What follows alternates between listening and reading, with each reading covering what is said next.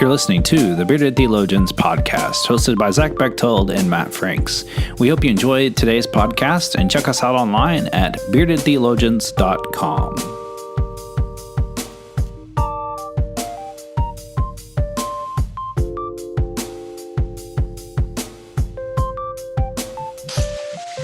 You're listening to the Bearded Theologians, hosted by Matt Franks and Zach Bechtold.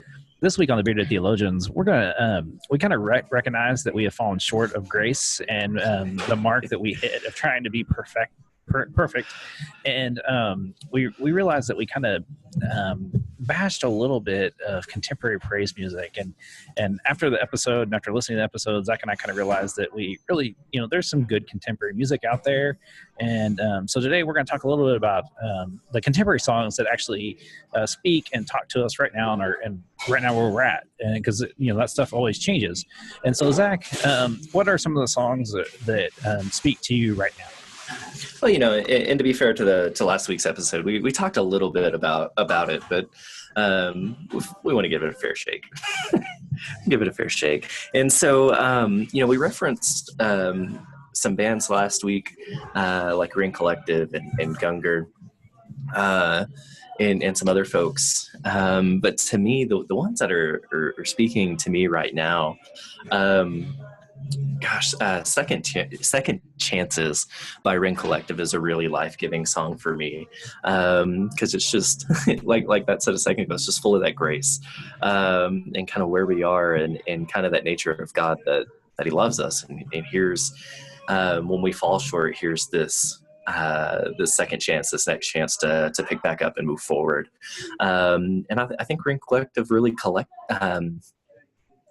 connects that for me, and really articulates that through this song. And then another one, Dry Bones by Gungor is another one of the songs. And both of those musically, I really, really enjoy, as well as lyrically. But I remember listening to Dry Bones, I don't know, 6 years ago when that album came out. When Beautiful Things came out, I think, if I remember right, this is the first song on that album. And I remember, I was still a youth pastor at the time, I remember getting the CD in the mail through whatever the CD service is. You remember what it is? I don't know. It's the box one, YLO, Youth Leaders Only, that. It'd come to me. Yeah. So I remember getting the CD in the mail and I don't know who this Gungor people are, but it's a pretty cool album cover. I popped it in and I was like, oh my gosh, I've got to get this in the ears of anybody, because it was so good. And but I felt very much like that, just very dry at times. And that song always reminds me that, even though we pour and we pour and we pour and we become dry sometimes as pastors and as people and as Christians, that there's more there, that God truly breathes life into us, into our dry bones. I'm going to stop there. I've got a couple more, but I'm going to let Matt talk about a couple. So what are some of your songs, Matt? So, I mean, it wouldn't just happen to be coincidence that when we had our little Gungor crush experience in Houston, that both of us have some Gungor songs, and actually we probably had several that we could have really easily listed. Oh yeah. The one for me that I love of Gungor that really does speak to me is "You Make Beautiful Things," mm-hmm. and it's the line that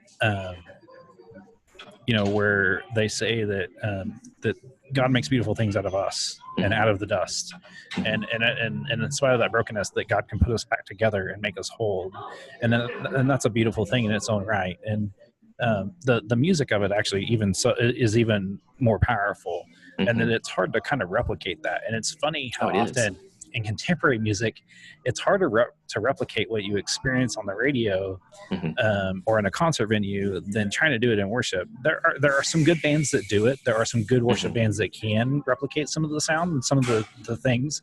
But I think that's one of the things I've noticed with contemporary music, mm-hmm. is that, especially in this culture, in this day and age, is that once you hear it on the radio in a certain way, or you hear it live in a certain way, it can never be the same. Right. It's like for me in Oceans, I was blessed to get to go to Passion several years ago, and hearing Oceans live I've ever since I've never been able to hear that song in the way that I've heard it at that one time before. It's not that it's worshipful. It's just like, it's kind of locked in a time. And it's the same thing with hymns, is that if you sing a hymn a certain way at a certain speed, you get locked into it. Well, if somebody plays it on the organ and you hear it on piano, who cares? It's not the same. Well, and the other song for me, and this is actually the song that we're going to use this month in worship to kick off our worship on Sunday mornings, is "Come as You Are" by Crowder. Lay down your shame, lay down your burden. All who are broken, lift up your face. A wanderer, come home. You are not far. So lay down your hurt, lay down your heart, and come as you are. And as we, in my congregation, as I'm getting ready to move, I want people still to feel welcomed. I want people still to come as they are, as we are in this season of transition, this season of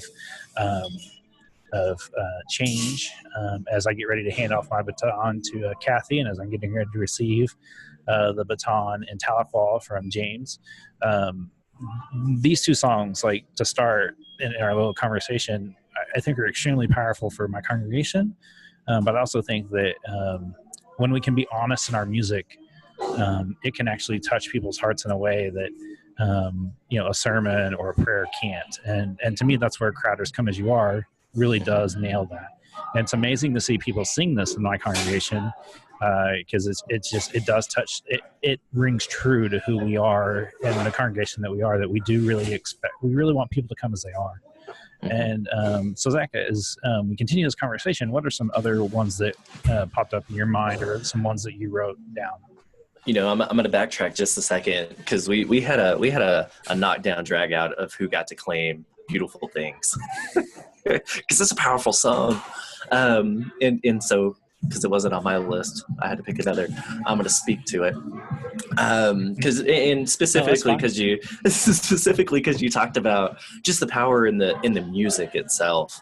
When I started learning how to play bass, that was one of the first bass lines I learned, was that song. And just musically as a whole, it's a really, really simple song, but it's ominous. It just carries some weight. And I love to play that song. And I've learned to play it on guitar since, but for me, that song will always be a bass song for me. And it's just because the music fits so well to the theme and the tone of the song. So I'll quit talking about that and I'll move on to my other songs. The other two songs that I picked are kind of in a different vein, but like what you said, when we invite people to come into worship, we're inviting them in for this whole experience, this whole thing. And from beginning to end, it's worship. It's not about the sermon, or just about the sermon. It's not just about this one aspect. From the moment we walk into worship, we want people to come as they are and experience worship through the whole event, through the whole encounter. And so these next two songs, I hope, do the same thing as "Come as You Are," to invite people into this space and understand that we all have a little bit of brokenness. We all have this, but we're all offered grace. And so my next two are "Never Once" by Matt Redman and "Your Love Never Fails" by Jesus Culture. And I've been teaching our congregation, one of our congregations, or our contemporary service, "Never Once." We've sang it a couple times in the last few weeks for that service. And, it's kind of the chorus is, "Never once did you ever walk away," and that's God. God didn't walk away from us. We may walk away from God, but God's grace is always there, walking beside us. And I feel that a lot as people come into church saying, I feel like God's not there. Well, God is. Let's find those ways to reconnect with that.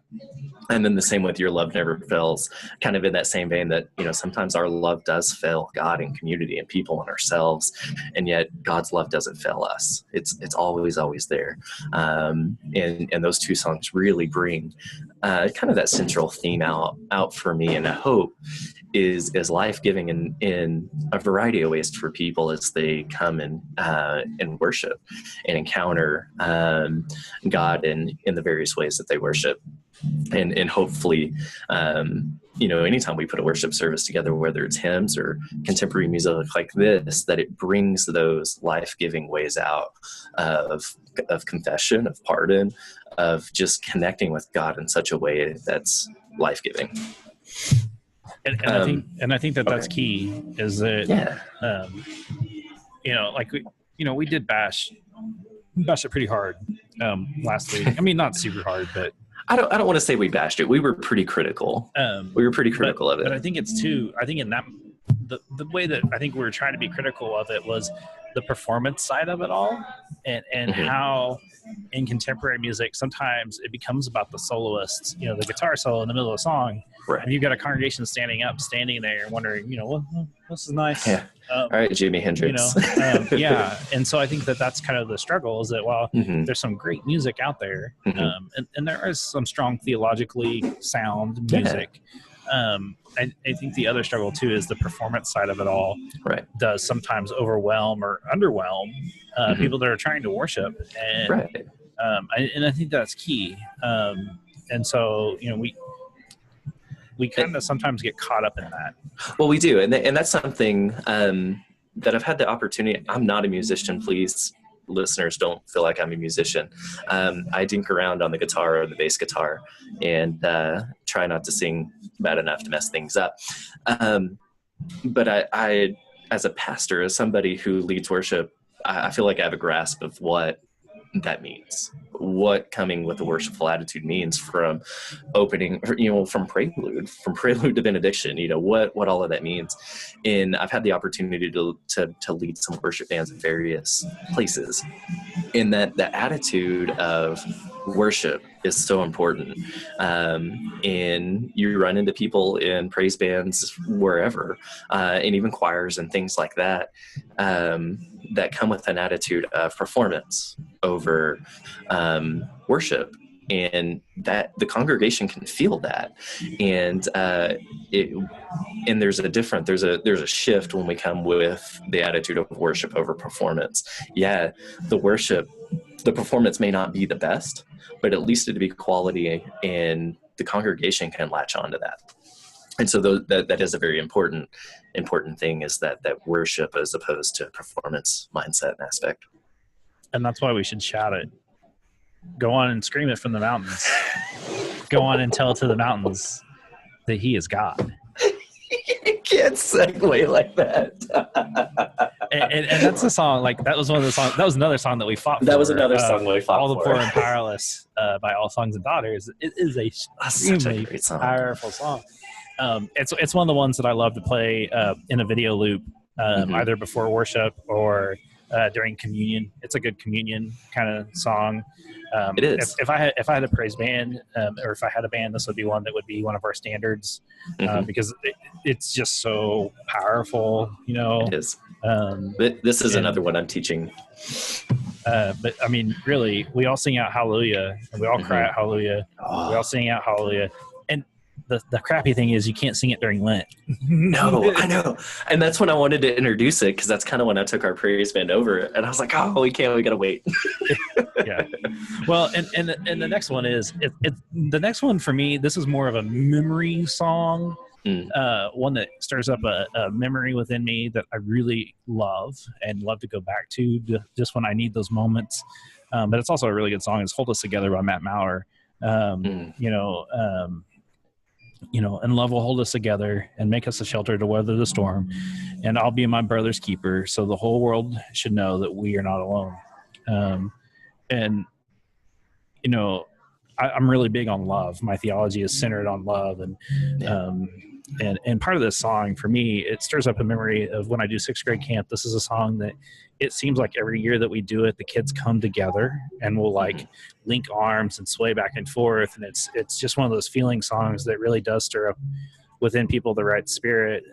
It could be one of those love songs that we kind of try not to like, that sometimes in worship, and I get that, but I also think that the opening line is I don't have a job, pay your bills, won't buy you a home in Beverly Hills, won't fix your life in 5 easy steps, ain't the law of the land or the government, but it's all you need, and love will hold us together. And I think that's sometimes that's stuff that we just need to hear, is that love will hold us together and help us weather all those storms of life and that throws at us. And I think that's kind of key. And I think that's important to remind people in worship that, no matter what's going on in your life, that God is going to be there with you in the thick of just crap. And I think as we, listen to these songs, pay close attention to them. And I think to what they're saying to you and what the image of God that they're trying to present. And like I said, this is one that could be kind of borderline, one of those love me and Jesus kind of songs that I really don't like, but this one is one that seems to be another one that, if done well, people really engage and kind of get. Right. Well, and I think that's the thing we have to remember when we engage in this conversation, whether it be about hymns or about contemporary music or secular music, whatever the style may be, that maybe we don't think it's a nice, deep theological song and we don't like it, but maybe that is life-giving to somebody because they're going through a specific moment in time, and it really spoke to them then. And so I think that's why we circle back to this and say, look, we had this really kind of critical conversation last week, but we want to circle around because we do understand that this is good for people. But the other thing that we all have to understand is, maybe it's only for a season. Maybe that song's really only life-giving for a season.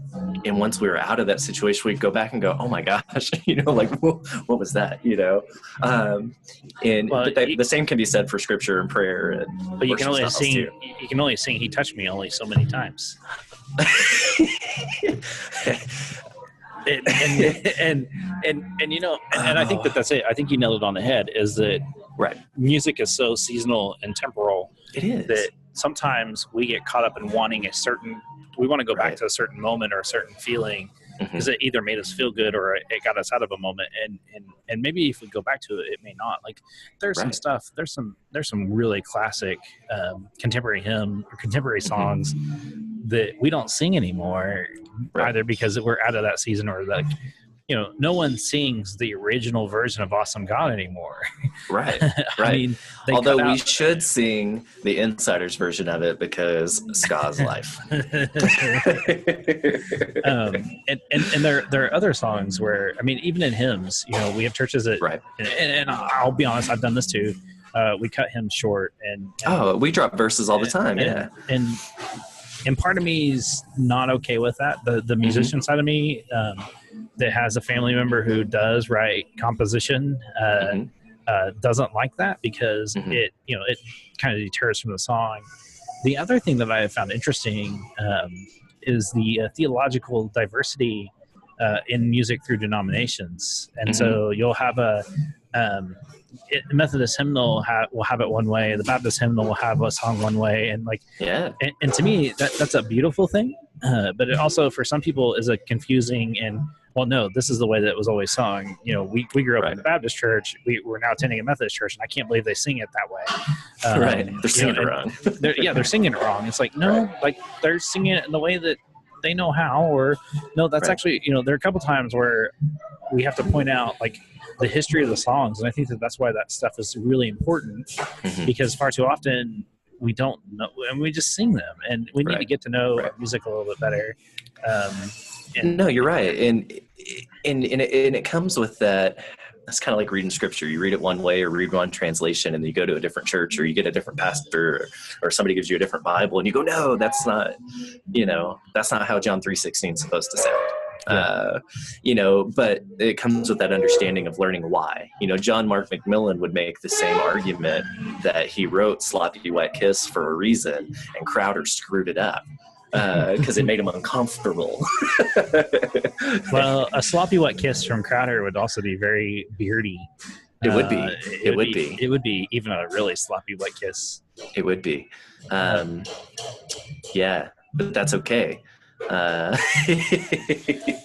I don't think Crowder's out there giving anybody sloppy wet kisses. One would hope not. Or even unforeseen kisses, because that's weird too, right? That's true too. I got you, Crowder.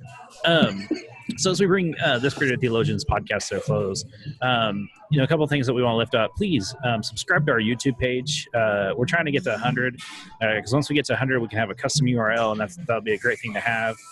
We can do neat things. We can do neat things with it. Don't be afraid to buy a coffee mug or two, or even a T-shirt. They're all awesome stuff. Mother's Day is coming up. Mother's Day is coming up. A pink Bearded Theologians mug would look really good for a mother. Just FYI. So we want to encourage you to just continue to be part of the conversation. If you don't like what we said, please let us know, and let's talk this out. If you like what we said, please feel free to share it. I want to give a shout out to Zach's wife. She shared a couple things for us this week. And she did it probably out of spite of Zach, showing that she actually does listen to the podcast. A little bit. She also knew Mother's Day was coming up, and that I needed to, just brownie points, right? To get your stuff together too. But we'll encourage you to read the blog. There's a lot of stuff up on the blog. I've written the last 2 weeks. There's a couple other good posts up there that, dig into, and go back and listen to, like in the month of March, we literally had an interview every week. And so go back and listen to those, and just continue to be part of our conversation here at the Bearded Theologians. So for the Bearded Theologians, I'm Matt Franks. I'm Zach Bechtold. And you don't put music in a corner. Don't do it. Thank you for listening to the Bearded Theologians podcast. We hope you've enjoyed listening, and we hope that you share our content online through Facebook and social media, and we hope that you check out our Beardcast store at beardedtheologians.com and pick up some great Bearded Theologians gear. We hope you have a good day.